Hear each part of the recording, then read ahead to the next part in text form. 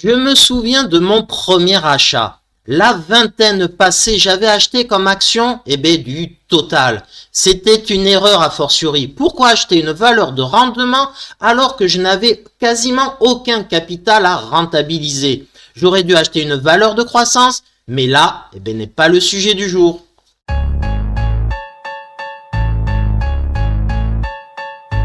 Donc, vous avez choisi votre action ou ETF et vous allez vous lancer dans votre premier achat sur un broker, là aussi bien sélectionné.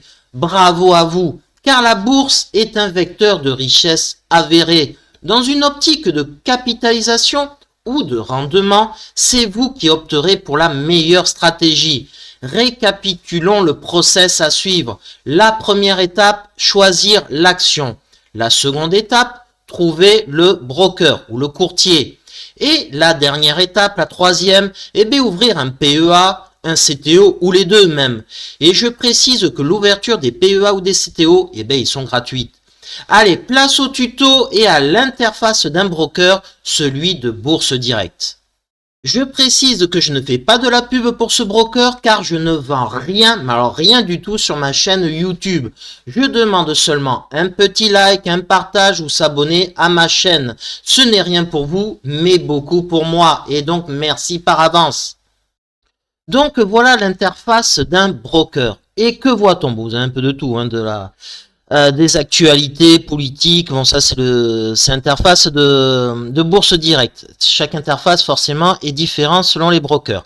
Mais en haut, le plus important, c'est de voir ça. Vous voyez ISIN, NMO, nom de valeur, poser une question. Donc, on va déjà aborder le sujet de ISIN pour que vous compreniez au mieux. ISIN, c'est quoi? Alors, je vais marquer Dassault Systèmes parce que ça va être le fil rouge, ça va être l'action pour le tuto, le fil rouge de cette vidéo. Et là, que voit-on? Le code ISIN, il est ici, c'est le FR00 C'est un code alpha numérique, c'est-à-dire qu'il est composé de 12 caractères. Les deux premiers, ils correspondent au code ISO du pays d'émission. Donc c'est très simple, FR, c'est pour la France, mais c'est pas forcément le pays du siège social de la société émettrice. Ensuite, vous avez 9 caractères pour l'identification du produit et un dernier caractère qu'on appelle chiffre de contrôle pour garantir l'authenticité du code et éviter les erreurs. Le code ISIN, c'est le système principalement utilisé en Europe. Donc voilà. Ensuite, vous avez le code NMO. C'est celui-ci, le DSY, celui que j'ai utilisé. On l'appelle aussi ticker symbol, stock symbol. C'est une abréviation pour identifier le produit sur un marché boursier. Ce code est constitué d'une combinaison de lettres et de chiffres et essaie de se rapprocher le plus possible du nom de la société. Comme vous avez pu voir, pour Dassault Systèmes, c'était DSY.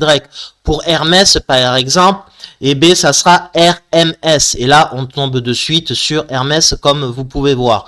Donc voilà. Et prenons l'exemple d'un ETF. Donc, on va prendre en ETF Amundi. Tiens, Amundi CAC 40 pour que vous compreniez au mieux. Donc, voilà. Le code... Comme vous pouvez voir, le code ISIN, il est ici. Le ticker symbol ou le NMO, il est ici. C'est CACC. Mais attention quand même, parce que si vous mettez Amundi ici, CAC 40, voilà. Qu'est-ce que vous avez? Vous en avez plusieurs. Et là, regardez, le code...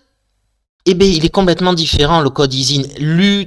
C'est pas le même produit. Donc, il faut faire attention au code ISIN, au code NMO, tout ceci.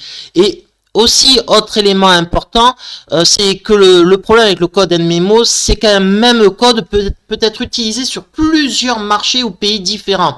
Donc là aussi, vous devez faire très attention pour bien identifier le produit voulu. Donc vous avez toutes les informations relatives à ça.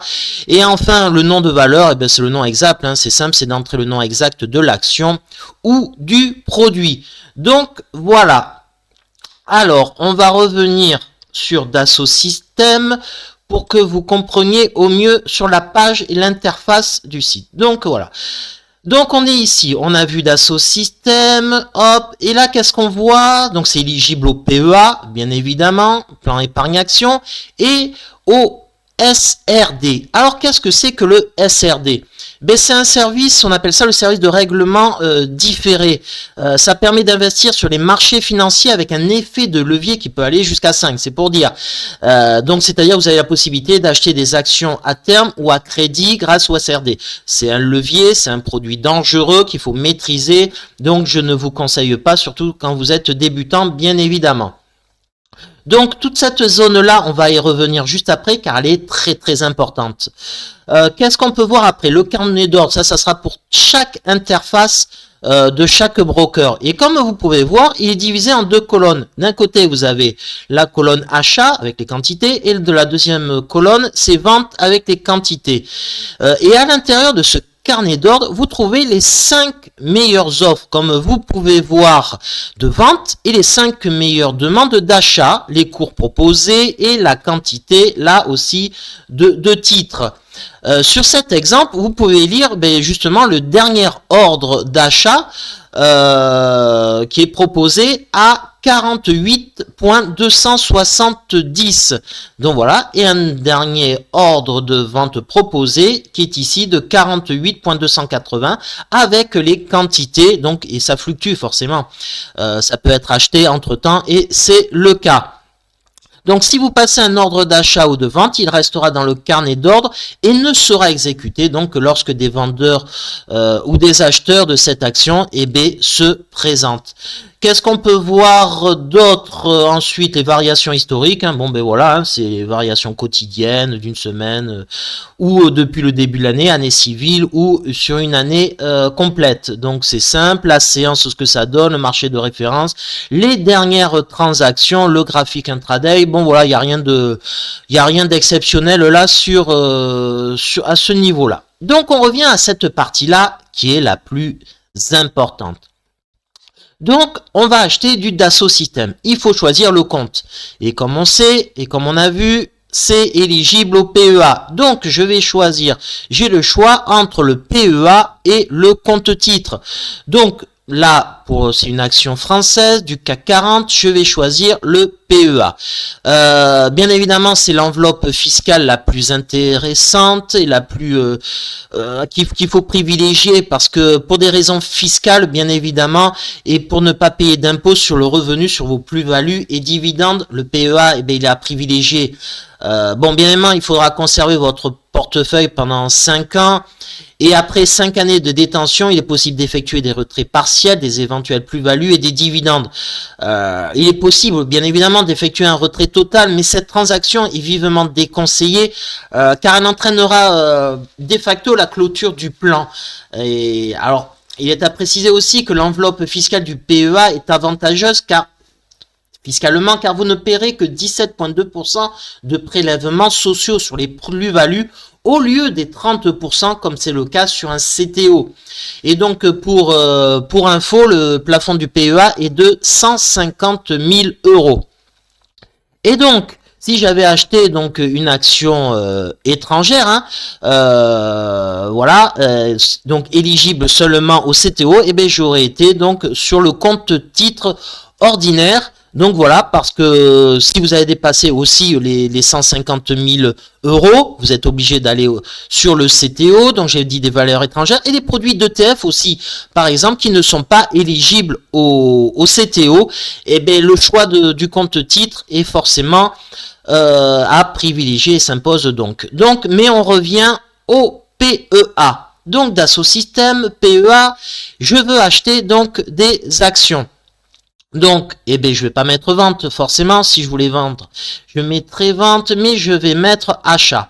Je vais donc vouloir en acheter pour 500 €, donc c'est très simple, on va mettre 11, ça correspond au montant, au capital défini. Ensuite, qu'est-ce que vous voyez?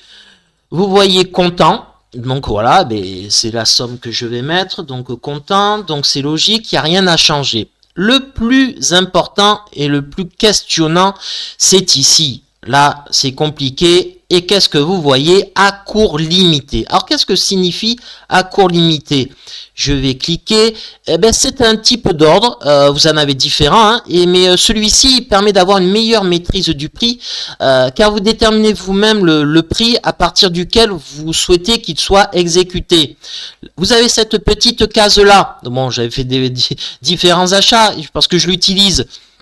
Et donc voilà. Donc si je veux acheter là c'est 48.307, je peux, si je veux acheter des actions à 48.2, et bien j'utiliserai, et bien voilà, ce type d'ordre, donc à 48.2. Et pour la vente, c'est pareil, si je veux le vendre à 48.5, je mettrai ici 48.5. Et mais là, je mettrai vente, bien évidemment. Donc voilà, c'est aussi simple que ça que l'ordre à cours limité. L'ordre au marché. Bon, c'est le plus populaire, le plus simple et le plus rapide. Hein, vous voyez, je l'ai mis et vous avez plus la petite case dessus. Ben voilà, parce que c'est un ordre qui s'exécute en priorité. L'achat ou la vente, hein, elle est exécutée dès qu'il y a un acheteur ou un vendeur, sans aucune condition et de prix. Ensuite, qu'est-ce que vous avez? Vous avez à meilleure limite. J'ai coché, vous n'avez pas de petite case là aussi.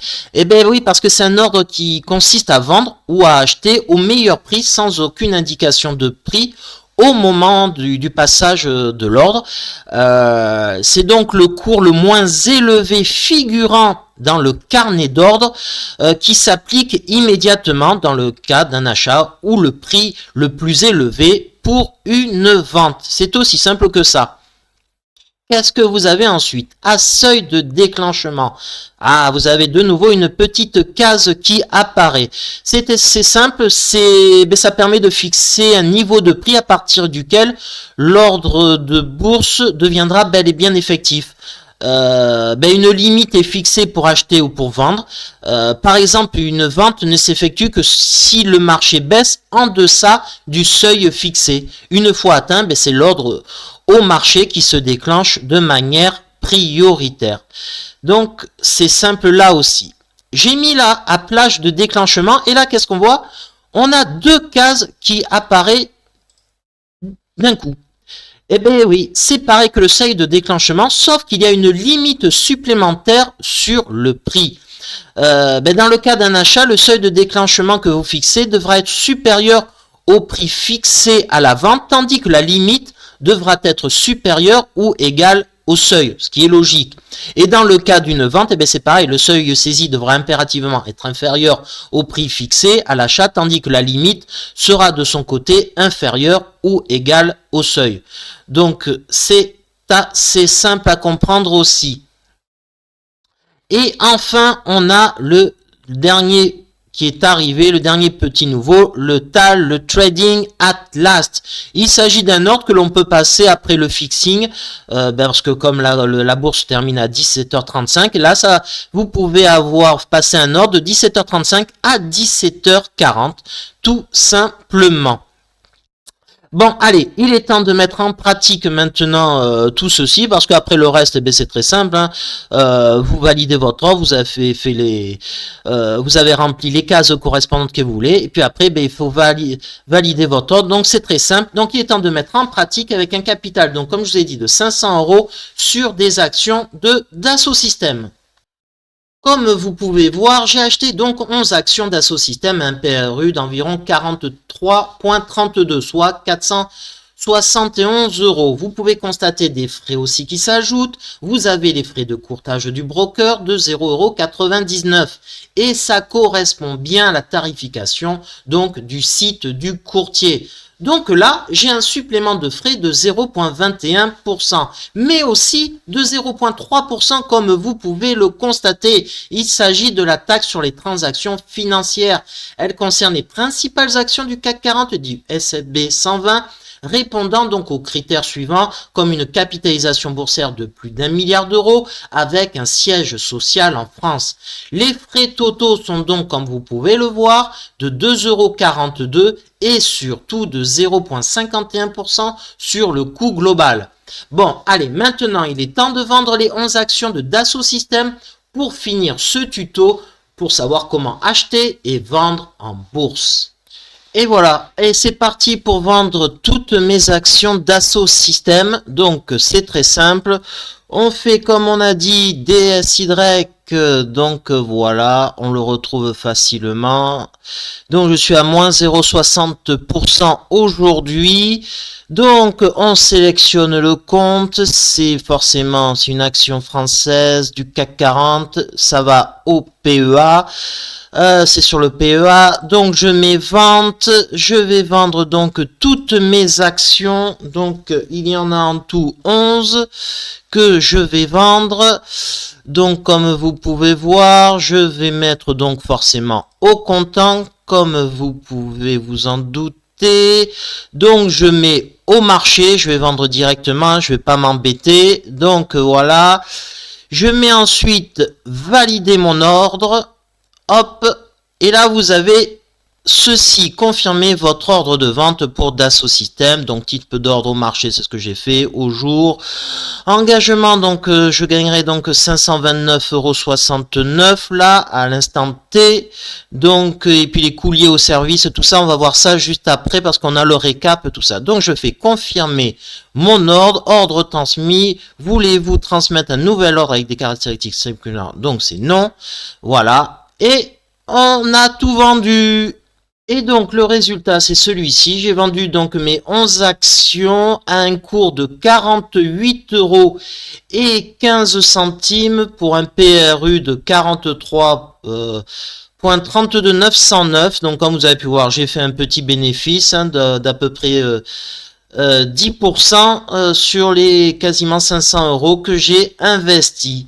J'avais acheté l'action il y a un mois, hein, en début d'année, donc début janvier, là je le revends, on est le 31 janvier, bon l'action a fait du plus 10% en un mois, hein. Bon c'est pas, forcément ça arrive pas tout le temps, hein. Ça serait magnifique si ça faisait du plus 10% en un mois à chaque fois. Bon là j'ai mis 500 €, ça m'a rapporté à peu près 50 €, donc voilà c'est exceptionnel, hein. Faut bien considérer quand même cet événement là, voilà, ça arrive pas tout le temps et c'est très rare, je veux quand même le souligner quand même, car vous pouvez faire aussi du moins 10% et aller dans l'autre sens et perdre aussi rapidement de l'argent. Mais c'était pas le but de gagner de l'argent, le but c'était de montrer comment on pouvait acheter et comment on pouvait vendre une action en un mois. Donc voilà, c'est ce que j'ai fait, et j'espère que ce tuto vous aura servi. Et puis si ça vous plaît, vous savez ce qu'il vous reste à faire et je vous dis à très bientôt pour d'autres vidéos sur ma chaîne YouTube. Allez, ciao les amis investisseurs.